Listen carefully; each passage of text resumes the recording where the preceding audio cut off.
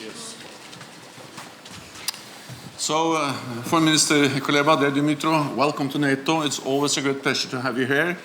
And especially today, when we're going to have an historic meeting, the first meeting of the NATO-Ukraine Council at the Foreign Minister level. And this meeting demonstrates that Ukraine is moving closer and closer to NATO.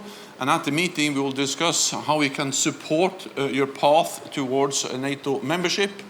All allies agree that Ukraine will become a member of the alliance, and we need now to discuss the path forward, the reform efforts, and how NATO can support you in implementing those reforms.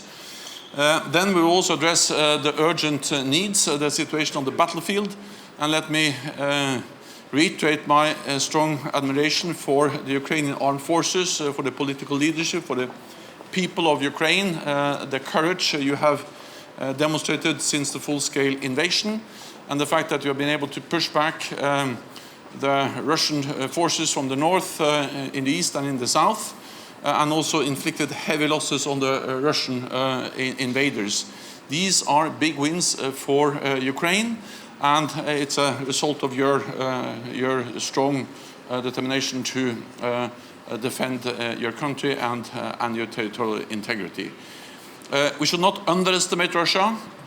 We see intense fighting, and we have to be prepared for new air and missile strikes. So therefore it is important that our solidarity with Ukraine is not only demonstrated in words but also in deeds. I welcome the recent announcement by Germany to add 8 billion extra for support, military support to Ukraine, 2.5 billion euros from the Netherlands.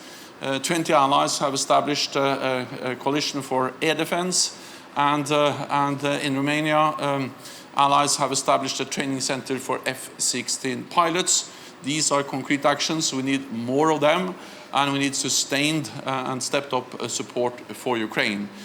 Because it is in Ukraine's interest, but also in our own security interest, that Ukraine prevails, that you are able to push back the Russian forces and prevail as a sovereign, independent nation in Europe.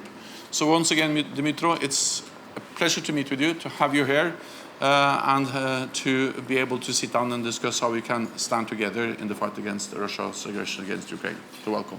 Thank you, Jens. There is very little I can add, but I would like to emphasize the point that you just made, that the victory of Ukraine is in the interest not only of Ukraine, but of entire Euro-Atlantic community. It will not be an exaggeration to say that defending Europe without Ukraine is a futile task. You cannot do it simply for one simple reason, because we currently have the strongest and the most battle-hardened army in Europe. We are increasing our interoperability with NATO. We are pretty much becoming de facto NATO army in terms of our technical capacity, management approaches and principles of running an army. Today we will sit down with foreign ministers for the first time, as you once mentioned, as equals in a NATO-Ukraine Council. And this is probably the biggest difference between then and now when we compare the NATO-Ukraine, the former NATO-Ukraine Commission and today's NATO-Ukraine Council. Thank you for your kind words of recognition of our achievements and bravery of Ukrainian soldiers and leaders. I will only add one element to the discussion today, which is something that you and I discussed many times, the capacity of the defense industries to ensure sustainability of security in the entire Euro-Atlantic area. Defense industries must ramp up production, they must align, and they must work as a one holistic complex of defense industries of the Euro-Atlantic, defense industry of the Euro-Atlantic community. Thank you very much for having me, and I'm looking forward to a meaningful conversation with allies. Thanks so much for welcoming me.